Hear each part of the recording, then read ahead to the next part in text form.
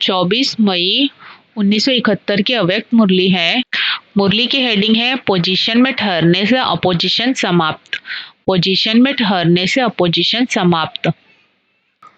सर्व आत्माओं के सुख और शांति करता बने हो, क्योंकि दुख हरता सुख हरता के सिकिलदे बच्चे हो। तो जो बाप का कर्तव्य वही बच्चों का कर्तव्य। जो विश्व के कल्याण करता वह सुख करता है, उनके पास कभी भी दुख की लहर स्वप्न में भी अथवा संकल्प में भी आ नहीं सकती।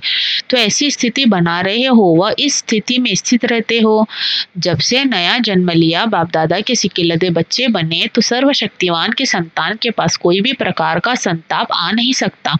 संताप अर्थात दुख की लहर जब तब तक है जब तक सर्वशक्तिवान बाप की स्मृति नहीं रहती अथवा उनकी संतान प्रैक्टिकल में नहीं बनते हैं। सुख के सागर बाप की संतान तो दुख की लहर क्या वस्तु होती है, इससे भी अनजान रहते हैं। सुख की लहर में ही लहराते रहते हैं। माया की अपोजिशन क्यों होती है?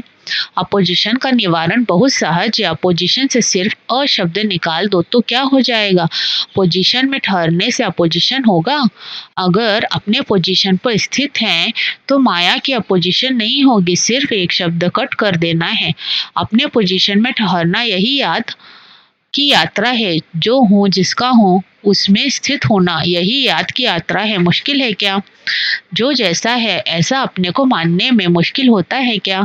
आप लोगों ने असलियत को भुला दिया है, उसमें स्थित कराने की ही शिक्षा मिली है। तो असली रूप में ठहरना मुश्किल होता है व नकली रूप में ठहरना मुश्किल होता है। होली के अथवा दशहरे के दिनों में छोटे बच्चे आर्टिफिशियल नकाब पहनते हैं। उन्हों को कहो कि यह नकली नकाब उतार असली रूप में हो जाओ तो क्या मुश्किल होगा? कितना समय लगेगा? आप लोगों ने भी यह खेल किया है ना? क्या क्या नकाब धारण किए, कब बंदर का, कब असुर का, कब रावण का, कितने नकली नकाब धारण किए हैं। अब बाप क्या कहते हैं? वह नकली नकाब उतार दो, उसमें क्या मुश्किल है?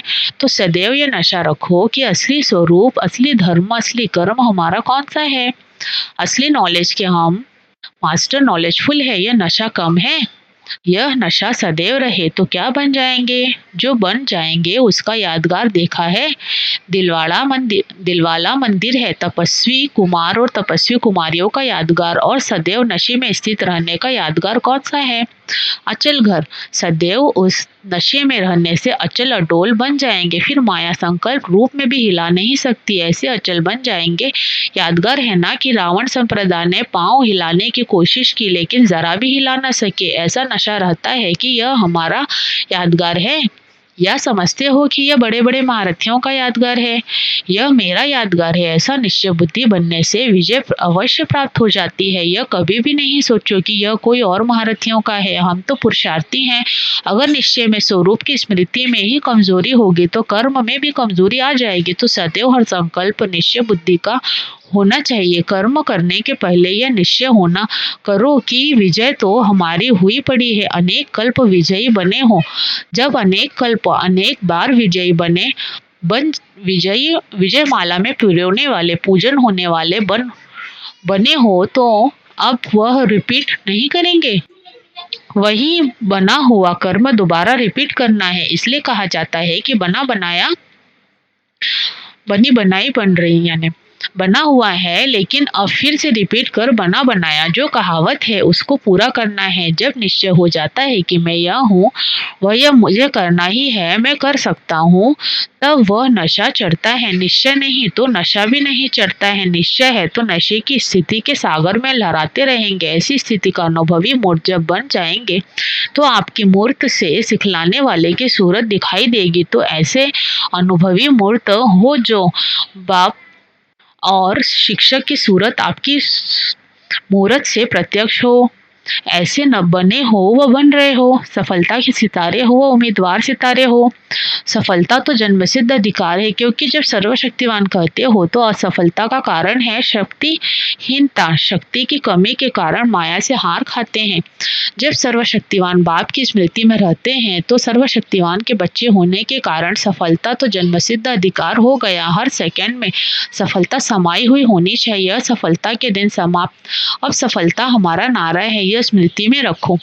बहुत सहज सरल रास्ता है जो सेकंड में अपने को नकली से असली बना सकते हो। इतना सरल मार्ग कब मिलेगा?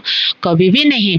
माया के अधीन क्यों बनते हो? क्योंकि ऑलमाइटी अथॉरिटी के बच्चे हैं, यह भूल जाते हो। आजकल छोटी मोटी अथॉरिटी रखने वाले कितने खुमारी में रहते हैं, तो ऑलमाइटी अथॉरिटी वाले कितने खुमारी में रहने चाहिए। शास्त्रवादी जो अपने को शास्त्र की अथॉरिटी मानते हैं, वह भी कितनी खुमारी में, कितना उल्टी नॉलेज के निश्चय में रहते हैं। किसने सुनाया, किसने देखा, कुछ भी पता नहीं, फिर भी शास्त्र के अथॉरिटी मानने के कारण अपनी हार कभी नहीं मानेंगे। तो आप लोगों की सर्व से श्रेष्ठ अथॉरिटी है। ऐसे अथॉरिटी से किसके भी सामने जाओ तो सभी सिर झुकाएंगे। आप लोग नहीं झुक सकते, तो अपने अथॉरिटी को कायम रखो। आप विश्व को झुकाने वाले हो। जो विश्व को झुकाने वाले हैं वो किसके आगे झुक नहीं सकते। उस अथॉरिटी की खुमारी से किसी भी आत्मा का कल्याण कर सकते हो। ऐसी खुमारी को कभी भी भूलना नहीं।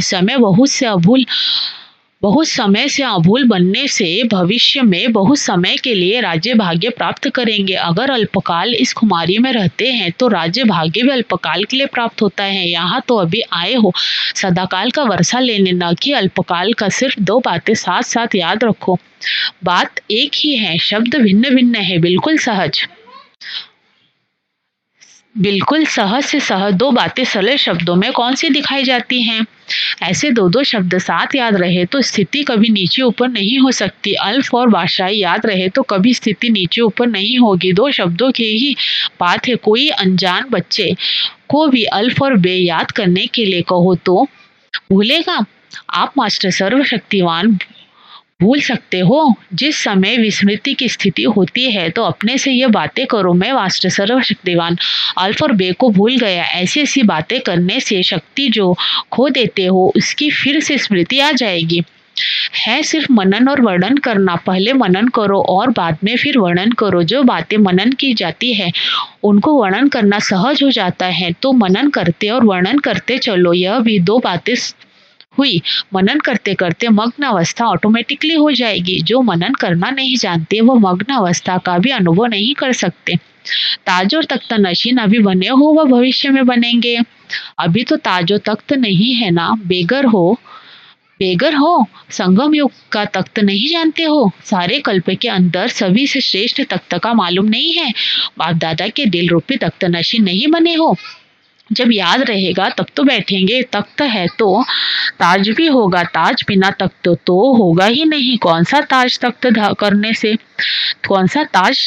धारण करने से तख्त नशीन बनेंगे?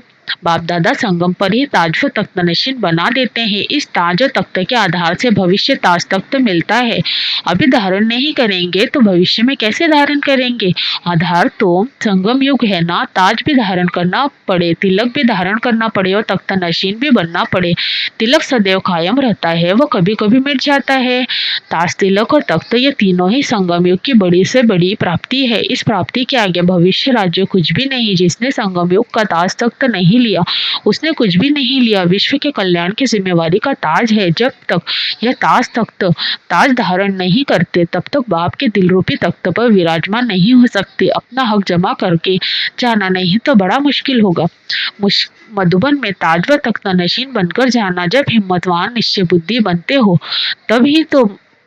तभी तो मधुबन में आते हो अपने ताजपोशी करने। बिगड़ ताज के नहीं जाना। बाप दादा का तख्त इतना बड़ा है जो जितना भी चाहे उतना विराजमान हो सकते हैं। उस स्थूल तख्त पर तो सभी नहीं बैठ सकते, लेकिन यह तख्त इतना बड़ा है। बड़े से बड़े बाप के बच्चे बड़े से बड़े तख्त नशीन होते हैं। अच्छा, ओम शांति।